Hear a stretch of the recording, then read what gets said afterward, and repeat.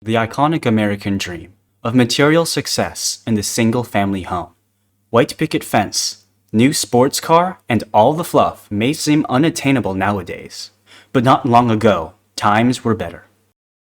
It's the post-war period.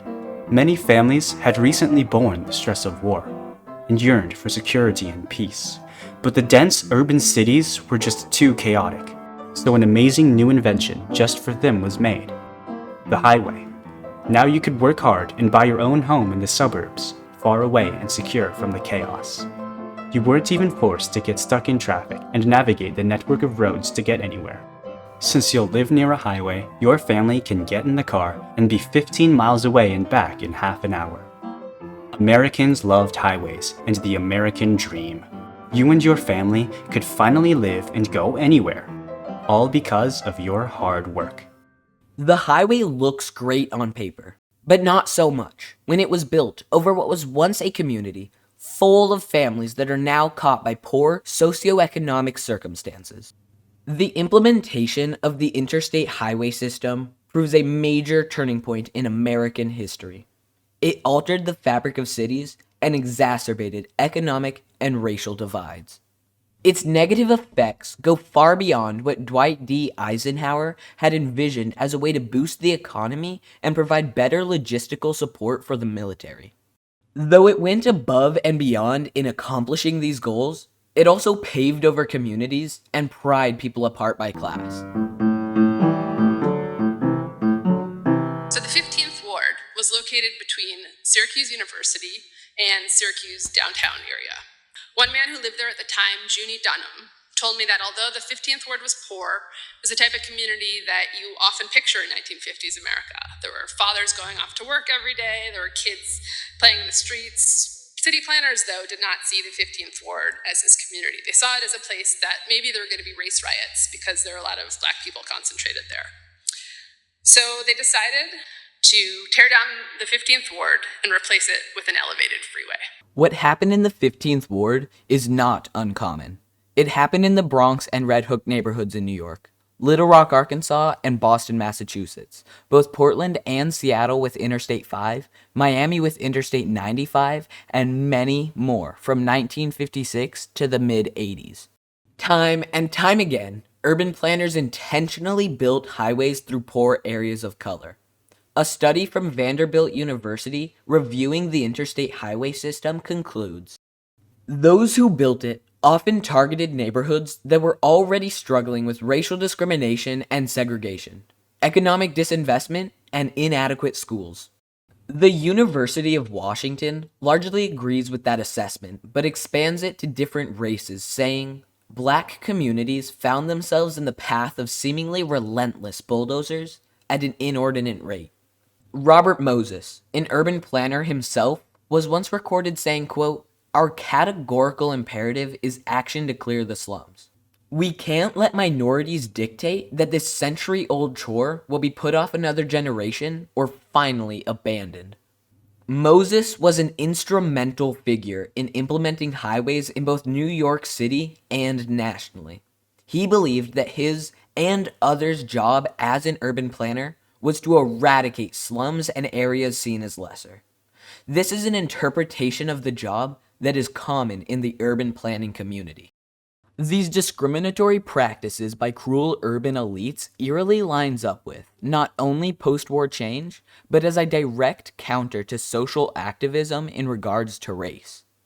The interstate highway system particularly helped this crusade through poor areas of color by making the federal government pick up the bill. As long as a state or city followed the specified design features of an interstate highway, the federal government would fund 90% of the upkeep and construction costs. This made it an impeccable tool for those who had agendas outside of quick and easy travel. When highways were getting off the ground, so was the civil rights movement.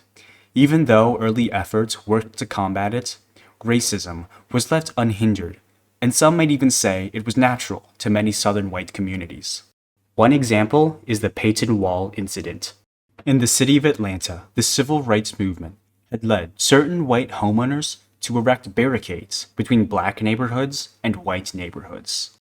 Cascade Heights, which had a well-off white population, had found the black intrusion nearby to be offensive, and erected a dividing barrier multiple times along Peyton Road as a symbol of their intent to stop them. But as each time activists would take it down, and innocent black citizens would merely buy more homes integrating into the neighborhood, the residents would be outraged.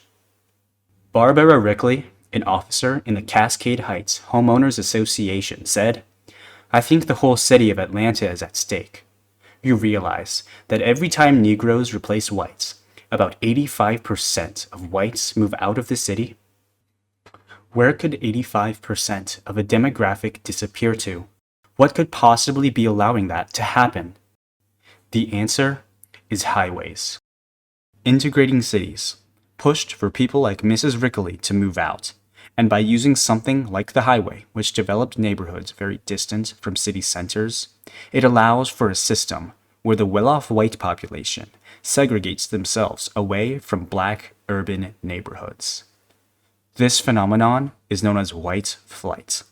Where next, the new homeowner associations would outright ban non-Caucasians.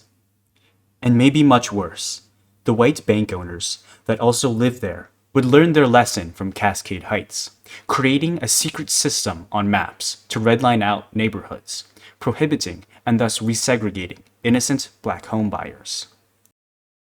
Arguably, highways let you live and go further from cities, and it's just a road. However, when this turning point is met in conjunction with contemporary racist systems, this is a new point where highways directly institute deliberate technical racism.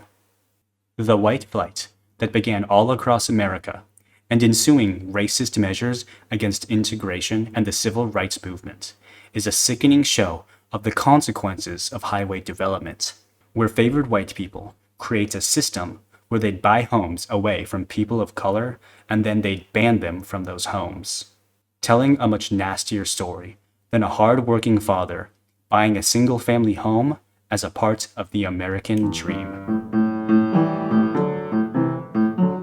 After seeing the effectiveness of Germany's Autobahn during World War II, Dwight D. Eisenhower decided the USA needed something of its own. What was made is the Interstate Highway System, formerly known as the Dwight D. Eisenhower National System of Interstate and Defense Highways. Eisenhower pushed for Congress to pass the Federal Aid Highway Act of 1956 to fund the construction of the Interstate Highway System. He did this with many reports like this one, where the White House says, unless the present rate of highway development is increased, existing traffic jams only faintly foreshadow those of 10 years hence. Eisenhower argued that the interstate highway system would help support the military. Eventually, the bill was passed, and funding for the program was secured. Every lane would be 12 feet wide, with a uniform shoulder width and a grade of no more than 4%. Though we bashed the interstate highway system, it excelled at accomplishing these goals of boosting the economy and military. Independent studies from UC San Diego, the National Bureau of Economic Research, and the University of Chicago find that every dollar of federal money put into the interstate highway system raises $1.8 to $2.2 of economic output. The system also allows emergency landing for military aircraft as well as easy transportation between military bases. Though the interstate highway system accomplished many of its goals and assisted the American dream, the negative impacts cannot be understated. It's an arbiter of segregation and allowed the phenomenon of white flight to become widespread. At the same time, those who planned and built it plowed through poor communities of color. The implementation of the interstate highway system proves a major turning point in American history. It altered the fabric of cities and exacerbated economic and racial divides.